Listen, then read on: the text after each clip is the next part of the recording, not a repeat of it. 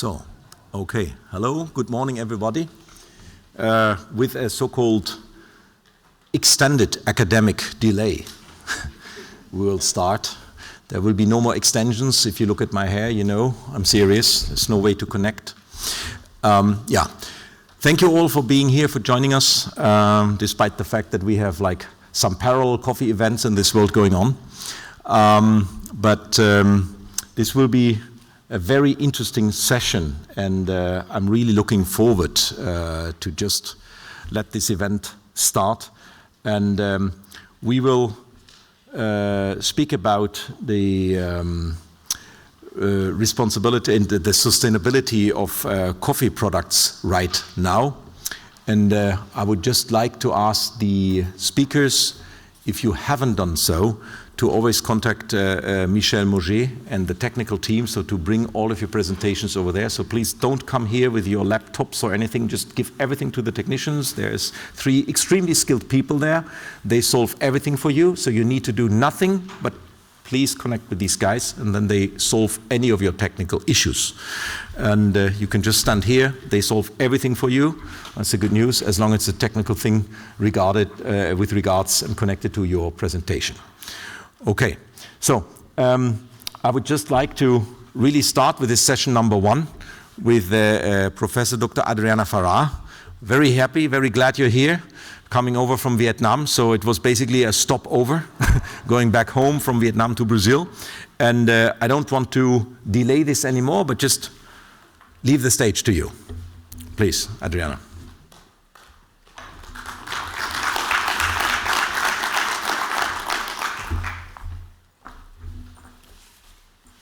Thank you. First, I would like to thank Dr. Schwartz and Dr. Lackenmeyer for the invitation to be here, and all of you for being here.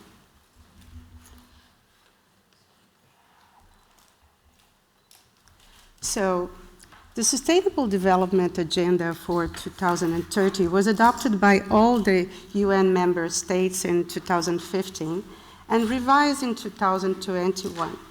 It was first adopted by FAO as a plan of action that provides a vision for a world free of extreme poverty and hunger, with reduced inequalities in a healthy natural environment. FAO's strategic framework supports 2030 agenda through the transformation to more efficient, inclusive, resilient, and sustainable agri-food systems.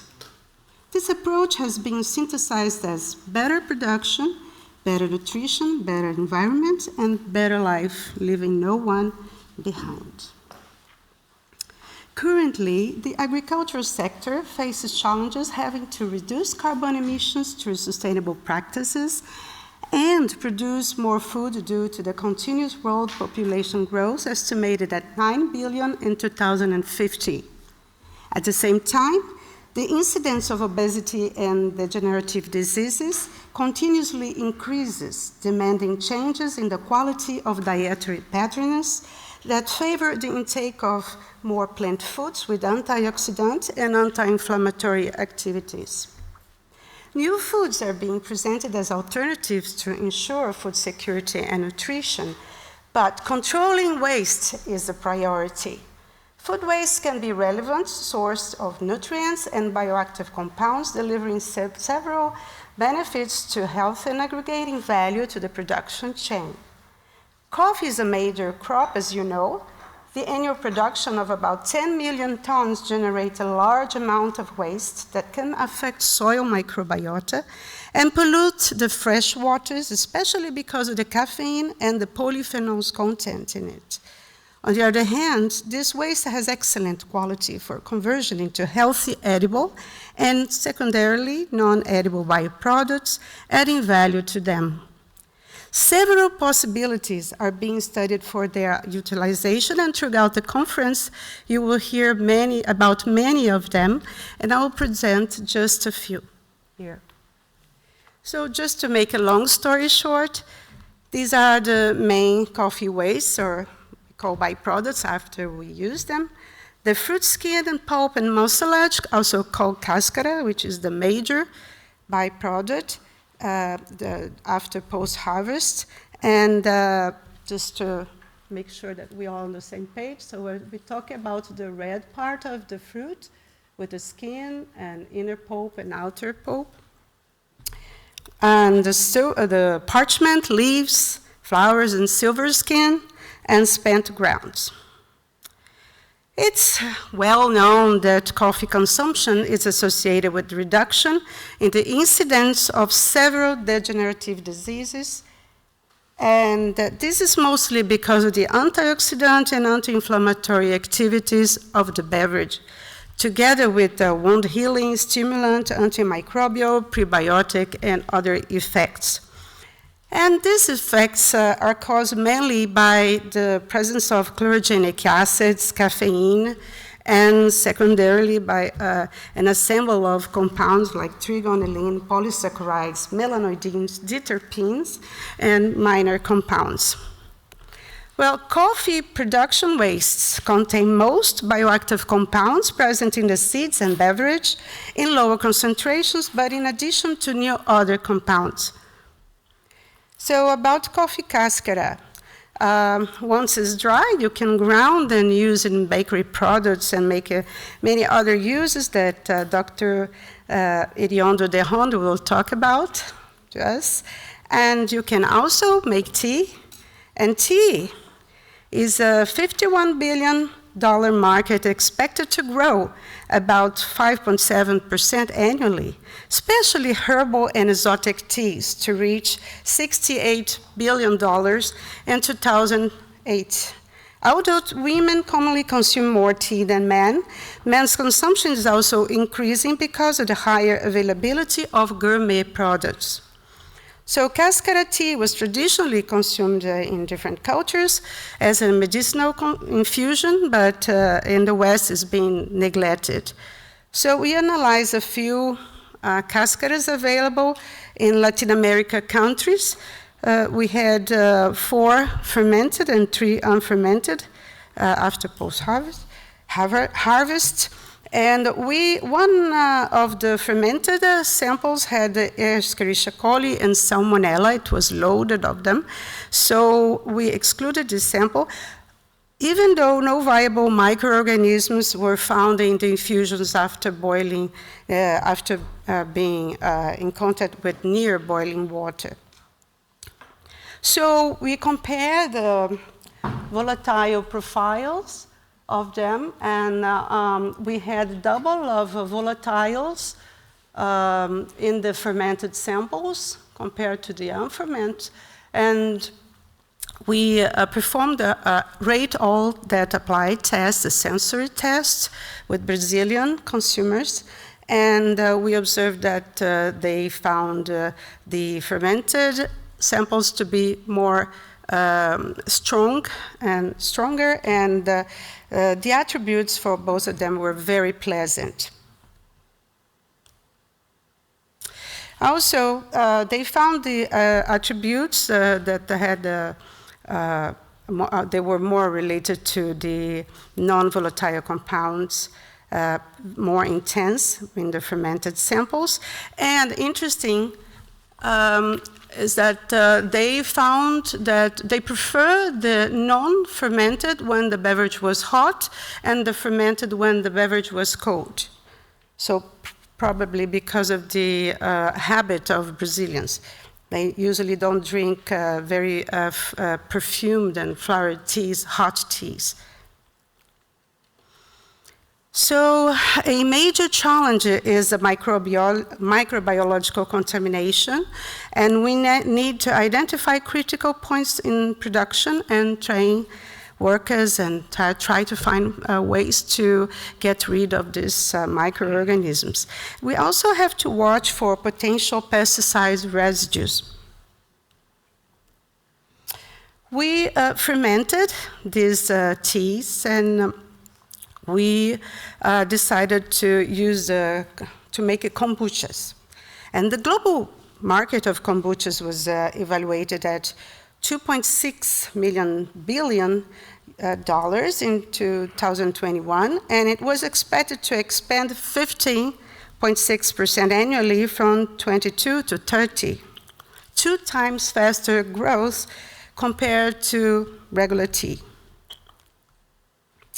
So let me tell you a little bit about fermentation. We all know that fermentation is a millennial technology, that along the centuries we were able to select microorganisms and control fermentation, and currently it's used in coffee post-harvest process to improve flavor. But in beverages, fermentation by selected microorganisms can also inactivate or degrade mycotoxins, including ochratoxin A, degrade pesticides, and avoid the growth of pathogenic microorganisms.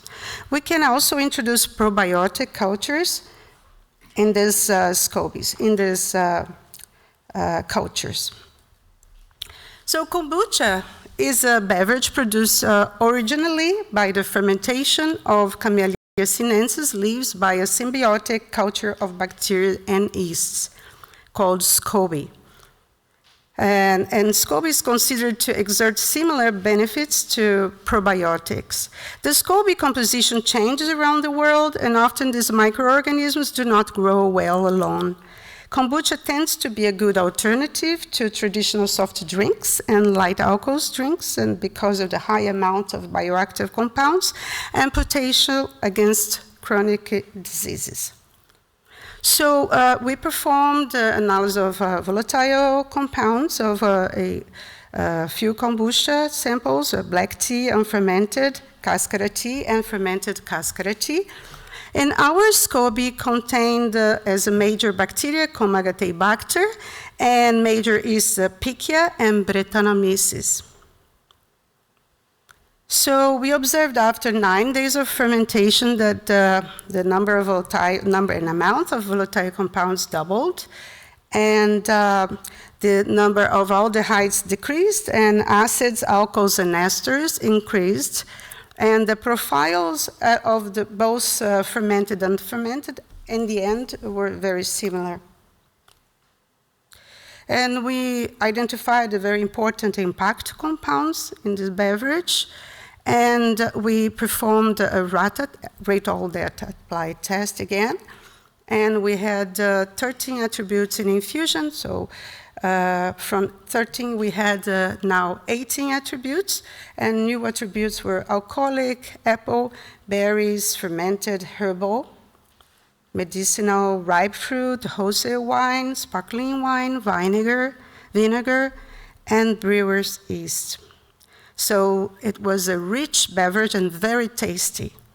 Very well accepted by young adults and also by older adults. And women liked milder, sweeter, and less fermented, and men more fermented. So the most accepted sample scored 7 in a 9 scale, with 89% of the scores between 6 and 9. So it was an excellent beverage. And it's interesting to say that most kombuchas that you find in the market, they are flavored with either strawberry taste flavor or peach flavor, apple flavor, and this did not need to be flavored. So it was very, very tasteful. Not because I'm involved emotionally with it, but I really loved it. And I'm not a kombucha drinker regularly. So it's a naturally effervescent, no need for flavoring, lower amount of sugar than soft drinks, so you can vary the amount of sugar and regulate. If you use less sugar, you have to ferment for more days, but you can really reduce a lot of sugar and produce flavor. And there is only 0.5% alcohol in it, and it can last for 6 to 8 months on the refrigerator. So we went ahead and performed some tests, intracellular antioxidant and anti-inflammatory, to measure the intracellular antioxidant and anti-inflammatory effects of all these beverages in collaboration with Dr. Maria Dolores del Castillo, who is here today. And we found a reduction in the reactive oxygen species formation in cells induced with hydroxyl sulfate and glucose. And we observed an antioxidant effect similar to black tea. But this is also, we found for cascara also. So not only for the infusion, for the kombucha, but also for the infusion, cascara infusion. And we also observed a reduction in nitric oxide production in macrophage cells induced with lipopolysaccharides, showing a potential anti-inflammatory effect that needs to be more investigated, but even better than black tea. This is because of the, as I said, mostly because of polyphenols and caffeine content in the cascara kombucha. And we observed that from day 0 to day 9, the amount of chlorogenic acids and rutin and caffeine and also phenolic acids increased. And this is because chlorogenic acid is bound, part of it is bound in the cascara with glucosides and probably acids and even with caffeine. So the unfermented cascara sample was more, this increase was more strong in the unfermented because it had more substrate for the microorganisms. And I would like to call the attention for the phenolic acids. These phenolic acids were the same phenolic acids, same metabolites produced when we drink coffee, and we evaluate the metabolites of chlorogenic acids. So this is interesting because when you drink the cascara tea, you have the CGA, rutin, quercetin, and part of these compounds, they are metabolized by our microbiota. So we need to count on the healthy microbiota to do that. But once you drink the kombucha, you already have the metabolites here. So they can be absorbed from the stomach until the gut. So you're increasing the bioaccessibility of them. We also evaluated the antimicrobial activity of these beverages, and both the infusion and the kombuchas presented antimicrobial activity against Escherichia coli, Salmonella enteritidis, and Listeria monocytogenes, but interesting, not against Lactobacillus plantarum, which is a probiotic beverage. So this is very promising. And other authors have also fermented cascara with Saccharomyces cerevisiae to produce wine and different spirits. And they said the sensory result was even better than sugarcane spirits, but I cannot support this because according to YARC, alcoholic beverages are linked to cancer risks. So we're talking about health here, so I go for the kombucha. And the leaves, they have been used for a long time, and especially in the countries, in the places where coffee grows widely, as an ethno-medicinal infusion. And this is because of the contents of polyphenols, including chlorogenic acids, flavonoids, and xanthones like mangiferin and isomangiferin, caffeine, trigonelline, terpenes, and among other compounds that make it a medicinal plant. And in Brazil, it has been estimated that 3.3 tons of leaves per hectare are annually discarded during coffee harvests. Coffee leaf but we can use this. And also when we prune the trees, we lose a lot of leaves for the people that do picking and not, because in Brazil, the harvest methods produce a lot of leaf. But if you also prune the trees, you're gonna have a lot of leaves to use. And the taste of these leaves can be very, very, very similar to Camellia sinensis tea. You just have to use the right technology for it, either to make green, oolong, or black tea, and either drying in the right temperature, adding cultures, and for fermentation, or even toasting. And we found, for example, toast before fermentation, you destroy completely the green flavor of the plant, the strong green flavor that the leaves have, and it becomes a very tasty beverage. So we analyzed the volatile compounds of these beverages and compared with black tea and toasted mate tea, which is very much consumed in Brazil, especially in Rio de Janeiro. And we found many similar compounds, many common compounds, including the impact compounds. And so either they were present in the 3 plants or in 2 of the plants, but many common compounds. And we also found in the non-volatile compounds a great similarity among the 3 of them, especially the coffee leaf tea and the toasted mate tea again. So we performed the kata test, check all that applied test, and offered to the assessors coffee leaf tea or toasted mate tea or black tea. And coffee and mate tea scored well. Mate scored better because it's the most consumed type of tea in Rio de Janeiro. And black tea did not perform well because we were recruiting people asking if they consumed black tea, and they said yes, but actually they consumed flavored black tea. When we gave the original, they didn't like very much. So this brings the idea that possible also flavorization of coffee leaf tea that would increase the acceptance.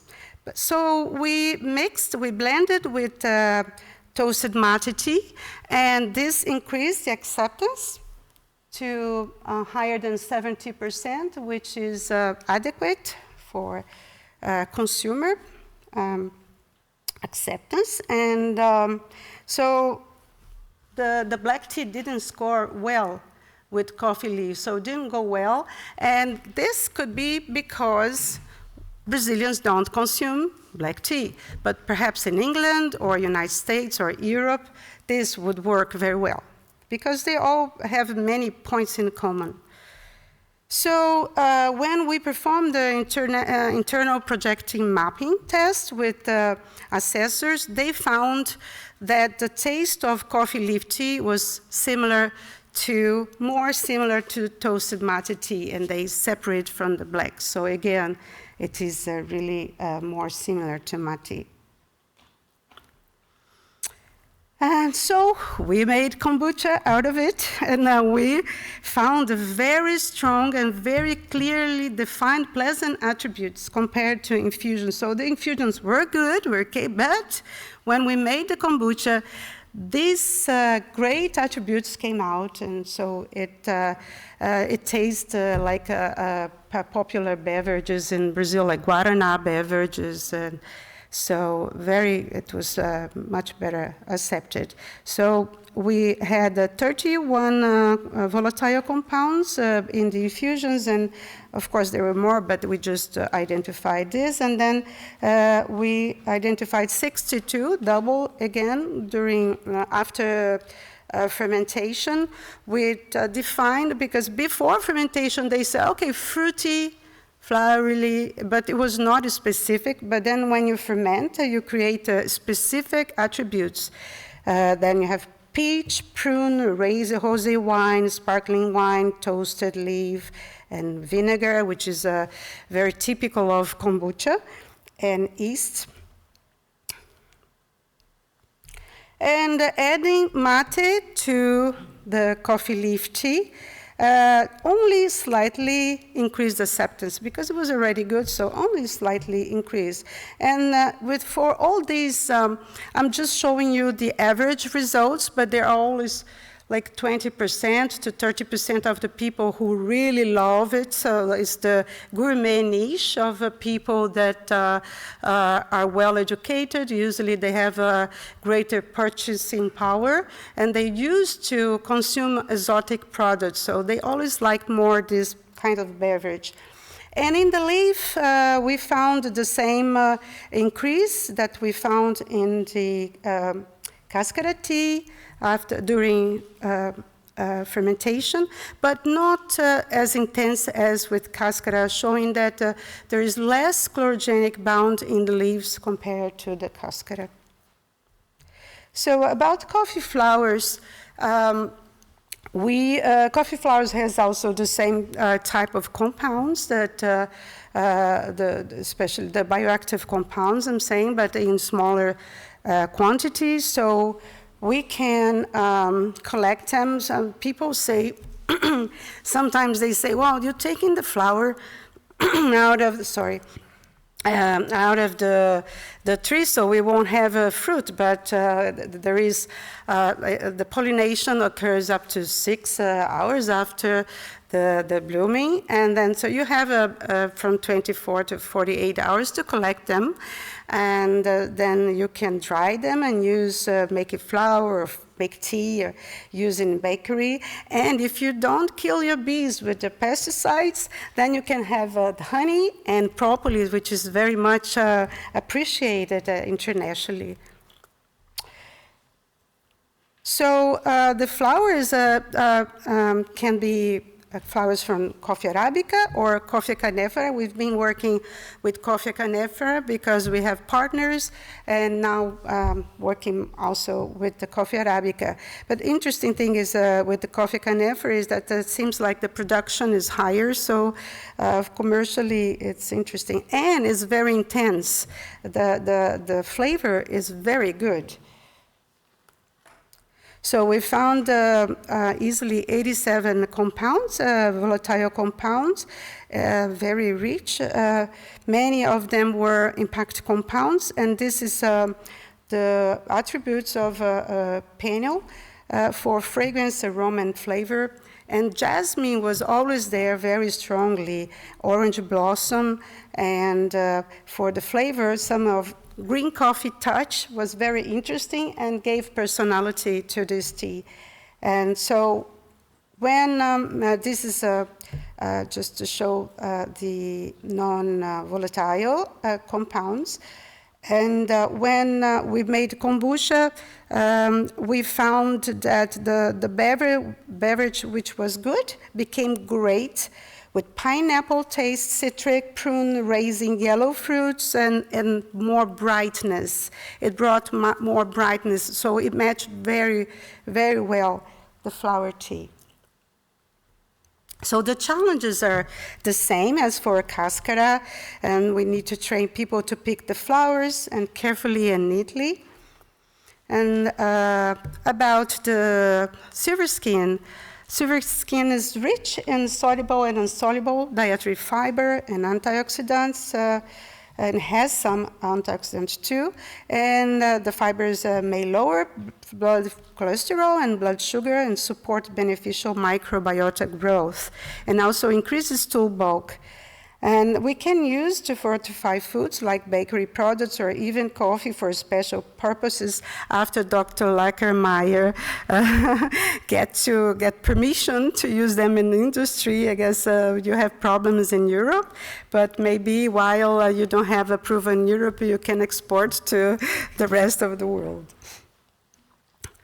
And I just wanted to make a point about the non-edible bioproducts. They usually they are interested for cellulose, lignin, oils, and antioxidants remaining in the bagasse for the non-edible bioproducts.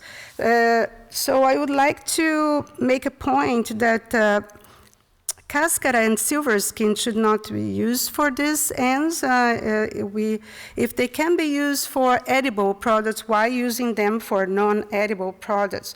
And we should be using the spent cascara and the spent leaves and the parchment, spent grounds, and also black defective beans, because these beans are still being used for beverage preparation, and they shouldn't be consumed by humans because they are usually loaded with microorganisms, including those that produce ochratoxin. So they should be treated like spent coffee grounds. And I'm not going to be talking about this, and during the conference, other people will talk about them. I just wanted to call the attention for many opportunities, and you can use in bioplastics, composites for packaging, and textiles, always in small percentages, from 3 to 20, 30%, and construction material, biodiesel and biochar. And biochar is very important for the agriculture, for coffee, for the regenerative agriculture, and it's very trendy right now, and there is a talk about it during the conference. And also it's being used for substrate and to produce a bioinsecticide of low cost, and for a mushroom as a substrate for edible mushroom. So, concluding, the present studies show that it's possible to reduce coffee waste, developing products to increase farmer and farm workers' income while promoting consumers' health and sustainability. To take advantage of the potentially healthy products, all operations should follow adequate sanitary rules in the production chain, and the presence of pesticides residues should be controlled, reinforcing the benefits of organic growth. Studies are needed to properly evaluate the chemical composition and the effects of coffee byproducts consumption on health. Studies are also needed to reuse spent byproducts from cascara and leaf teas preparation, and also for the utilization of black defects and non-edible products. With the many benefits offered with the use of byproducts, coffee production is an important example for the transformation of agri-food systems for the better production, better nutrition, better environment, and better life. So thank you, and I would like to also thank my students, the financial support and scholarships, and my partners. Thank you.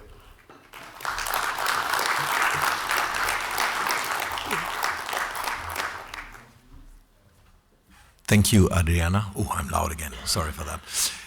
Yeah, please stay. Are there any specific questions? I always give you like 5 minutes for questions. There's a microphone in the middle, but you can also just jump up if you have a loud voice, sing and dance, and we will get you here. By the way, while I see a lot of people also taking videos, we do enregister everything. And all of you having a ticket will also later get access to the video on demand. So in case you don't want to look like a hamster for 3 days, you might relax on that one, but still take your videos. I know there is like memory notes, but I'm just saying there is also a very comfortable solution for all of you guys. Okay, yeah, please, now you had the chance for good questions.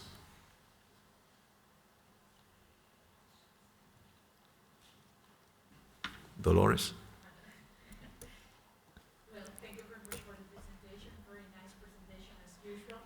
And I have found like very interesting results while talking about the kombucha, about the fermentation, and talking about the leaf. I think that it was, or I don't remember, it was the leaf of the cascara one. I have observed that there is like a selective effect on the degradation of the chemical compound that has health implication, that we have like less modification for the caffeine than for the other ones, for the other that is more stable. Yes, caffeine, yeah. Yes, we don't see degradation in caffeine, yes, only. The microbe doesn't like the caffeine. No, They no. are not metabolized. No, because in chlorogenic acid, for example, you use the quinic acid portion as a sugar, but caffeine, there's nothing to offer for that. In fact, if you add too much caffeine, it's not good for them. Yeah. And that is very interesting because I think that the concentration is lower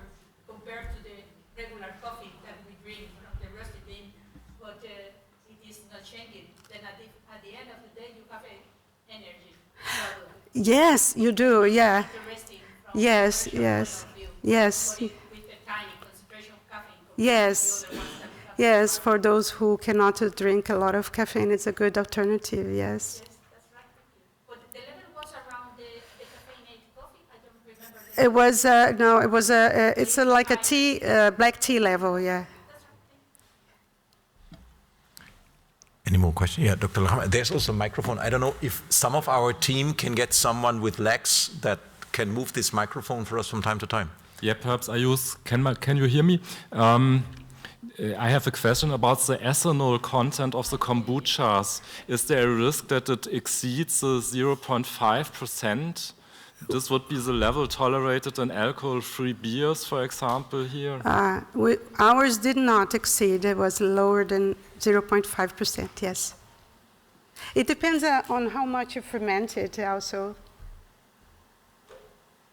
how much sugar you put in it. Exactly, yeah, yeah, Then you just regulate that yeah. with less sugar. You can control acidity, amount of ethanol, and sugar.